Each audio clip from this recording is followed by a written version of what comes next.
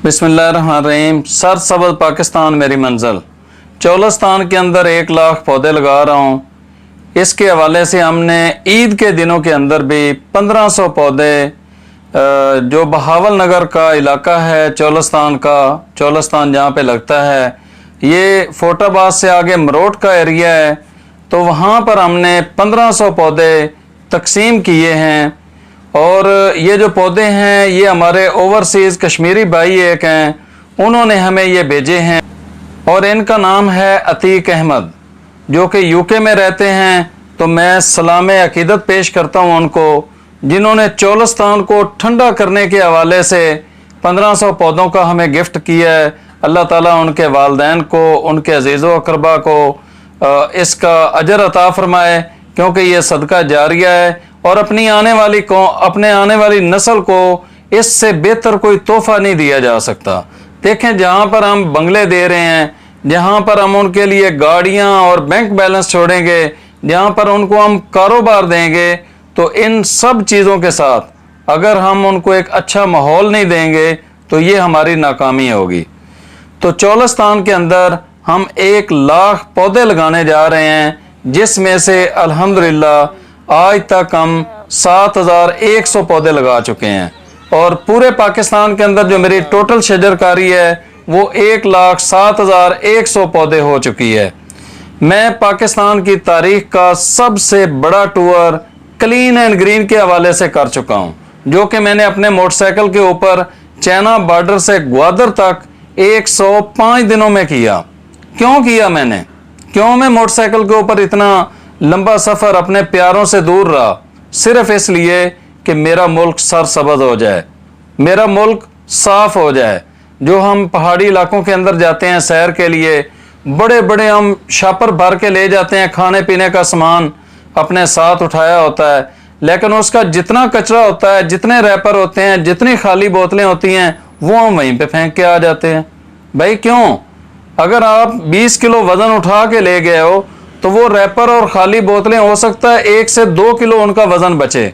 उन्हीं शापर के अंदर जिनके अंदर आप वो लेके गए हैं, तो उसी शापर के अंदर वो खाली डालो और उनको ले आओ, कहीं ऐसी जगह पर फेंक दो जहाँ पर कचरा पड़ा हुआ है, या कचरे को कचरेदान के अंदर डाल दो, या अपने शहरों में ले आओ वापस और आके लोगों को बताओ को देखो हम नारायण गए थे, या हम नीलम वैली में, रत्ती गली झील में, या कहीं पर भी किसी भी खूबसूरत तरीन मुकाम पर गए थे और हमने वहाँ पे खाया पिया, और जो कचरा था ये देखो हम अपने साथ लेके आए हैं, ताकि आपकी देखा देखी और लोग भी यही काम करना शुरू कर दें।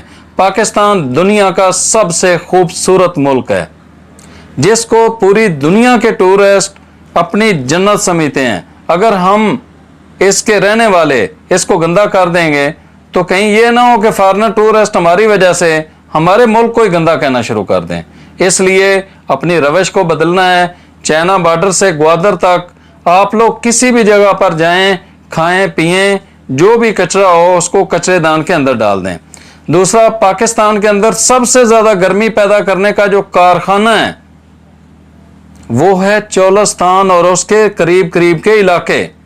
सबसे ज़्यादा गर्मी यहाँ पे पैदा हो रही है और वो गर्मी आ रही है पूरे मुल्क के अंदर। तो हमने इस जगह को ठंडा करना है। इस जगह पर बारिशों का सबब पैदा करने वाले जो पौधे हैं, जो दरख्त हैं, वो लगाने हैं, ताकि उन दरख्तों की वजह से बारिशें हों। बारिशें होंगी, ज़ेरे ज़मीन पानी भी ऊपर आएगा। बारिशें होंगी तो हमारी फ़ज़ाई आलूदगी भी कम होगी। बारिशें होंगी तो हमें उसकी वजह से ठंडक का एहसास भी होगा। मतलब ये है कि बारिश की वजह से ही सारे खुशियों का ये सामा है। और बारिशें क्यों होंगी? अगर हम दरख्त लगाएंगे। ग्रीनरी पर बारिश होती है, वैसे बारिश नहीं होती। उससे हट के भी इसके सैकड़ों फ़वायदे हैं दरख्तों के, कि ये हमें ऑक्सीजन भी देते हैं, ये हमें फ्रूट भी देते हैं, ये हमें साया भी देते हैं, ये हमारे जानवरों का चारे के तौर पे भी हम इसको इस्तेमाल करते हैं, इसको हम ईंधन के तौर पर भी इस्तेमाल करते हैं। ये हमारे फर्नीचर में लकड़ी का काम भी आता है। उससे हट के इसके बेशुमार फ़वायद हैं। तो लिहाजा दरख्त लगाएं। आप लोग मेरे साथ शामिल हो जाएं, मेरी इस मुहिम के अंदर शामिल हो जाएं। के अंदर अगर मैंने 1 लाख लोग मेरा साथ दें, इस वक्त मैं पौधे गिफ्ट कर सकते हैं, वो पौधे दें। आप लोग मेरे साथ शामिल हो जाएंगे, पर लगाने में, तकसीम करने में मेरा साथ दे सकते हैं, वो मेरे साथी बने।